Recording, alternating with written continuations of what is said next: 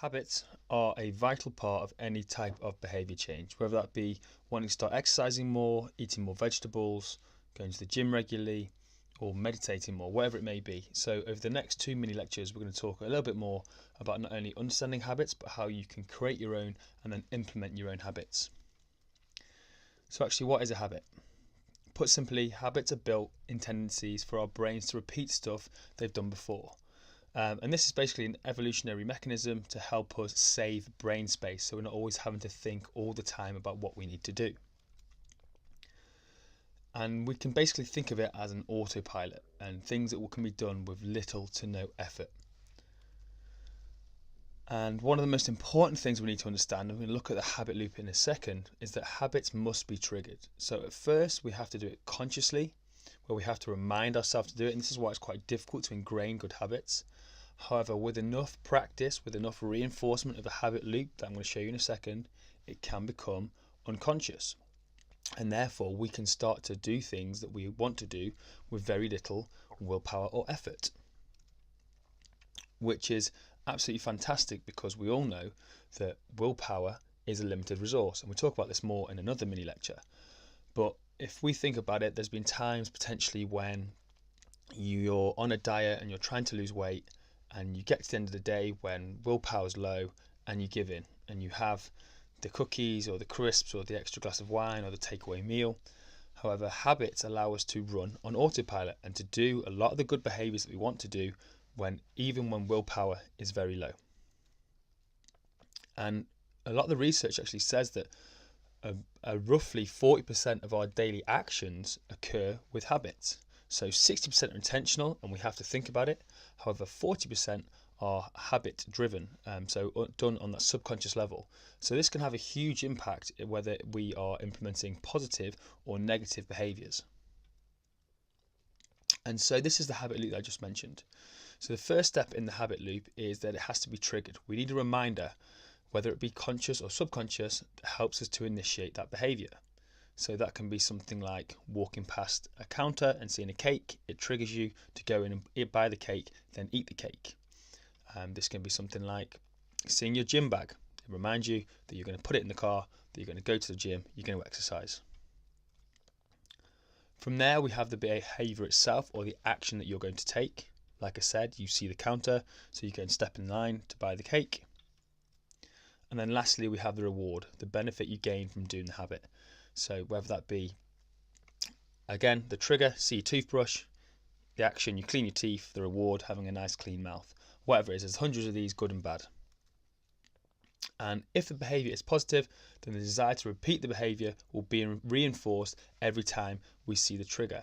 And where it says they're positive, that doesn't necessarily mean positive in a way that we might deem it. So as I said, eating cakes may feel positive to your brain, so it may reinforce that loop. However, that might not be a positive action towards your diet. So the research varies wildly depending on the actual habit you're trying to implement and the person that's trying to implement it. But it takes anywhere between 18 to 254 days of conscious effort to reinforce this habit loop before we can push it into an unconscious habit.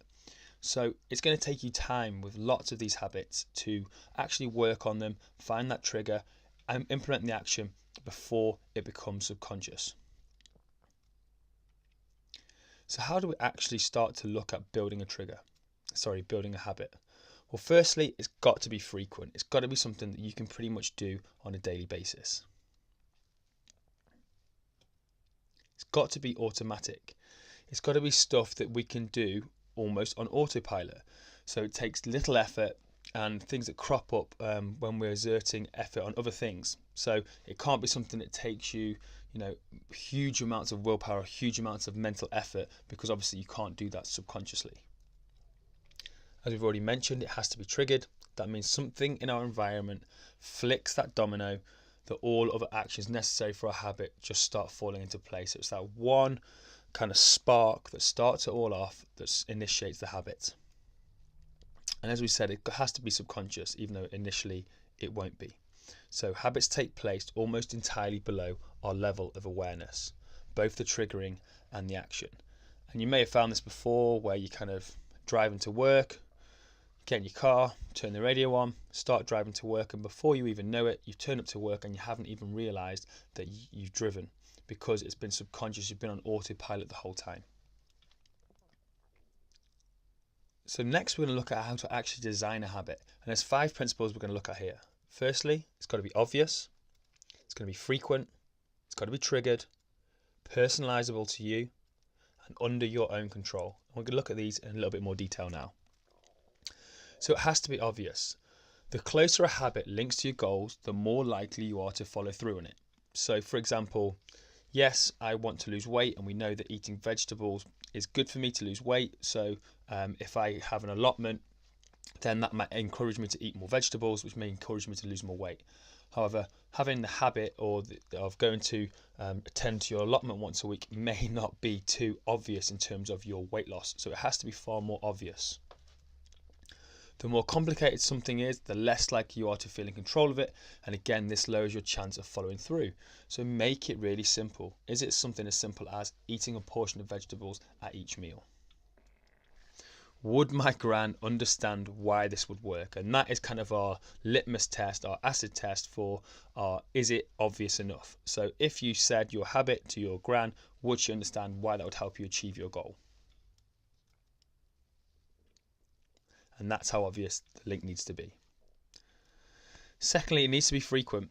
To reinforce that habit loop that we talked about, to make it subconscious, we need to be initiating it frequently and reinforcing it frequently.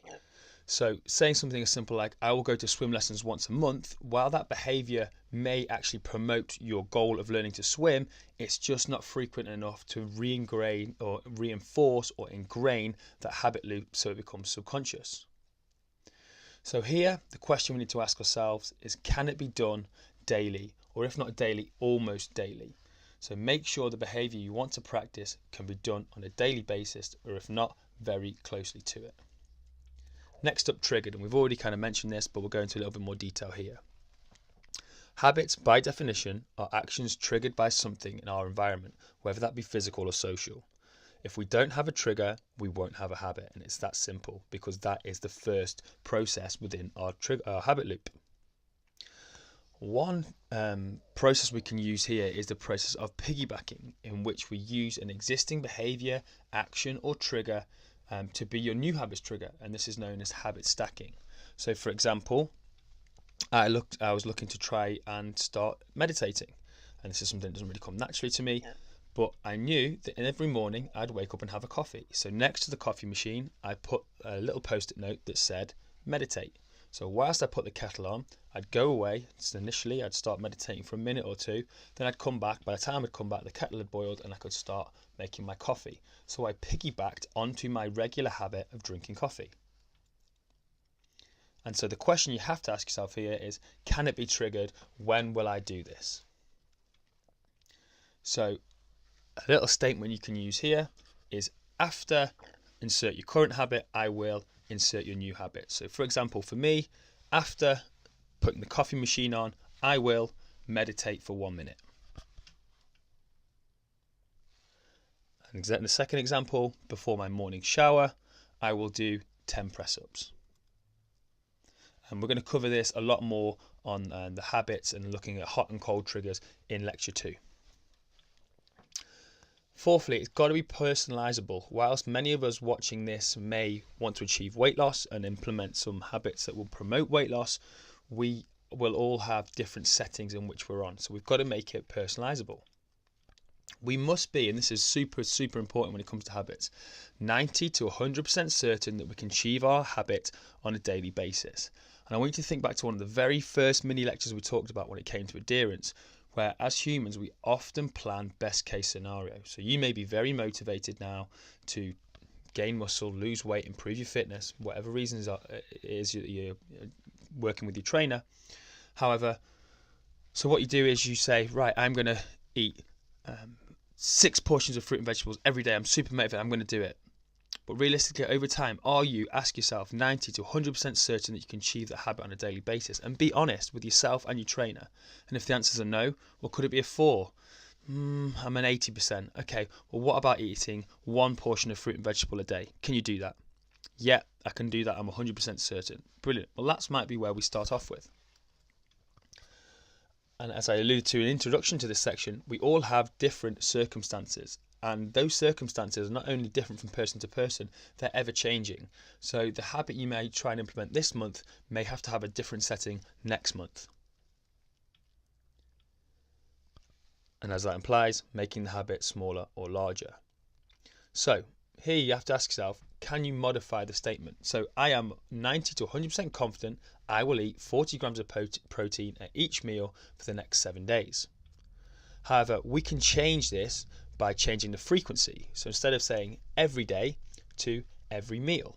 So instead of, I'm not going to just eat 40 grams of protein at each meal, I'm just going to eat 40 grams of protein once per day. So I've changed the frequency from maybe 3 or 4 times a day to 1. I can then change the intensity. So that press up goal I had before, instead of doing 100 press ups, well, that might be a stretch, but I'm 100% certain I can do 10 press ups. We can change the units. So again, I've changed it before from meals to days, or we can change it from 40 grams of protein down to 20 grams of protein. Basically, we can change any variable that gets the habit for you to 100 to 90% confidence in being able to fulfill it. So start off with a statement where you think you're at and keep modifying it, keep reducing it or increasing it until you get to 90 to 100% certainty that you're going to stick to it. And quite often we'll do more than the habit itself. So for example, if we go back to that press up example, every morning before I have my morning shower, I will do 10 press ups. Well, I might set it initially at 2 press ups, but there's a good chance once I've gone down to the floor to do 2 press ups, then I might actually try and do 5, 6, 7, 8, 10, 20 press ups while I'm there. And it's exactly the same with this habit thing. It starts this kind of cascade of success. So start it off low, don't overestimate. Are you 90 to 100% confident you can do it almost on a daily basis? And lastly, it has to be controllable. The habit has to be 100% under your control. And this is the most important principle of good habit design, because if it's out of your hands, obviously you can't control it, and then we can't do it on a regular basis. It has to be under our locus of control. And we can't rely on other people or other events to practice it. So an example here would be, my habit is to get 8 hours sleep a night. And while this isn't a very virtuous goal, and it'd be great for most people, nearly everyone, to get 8 hours sleep a night, it's not completely under your control. Because what happens if you can't fall asleep? What happens if you wake up or there's a noise outside?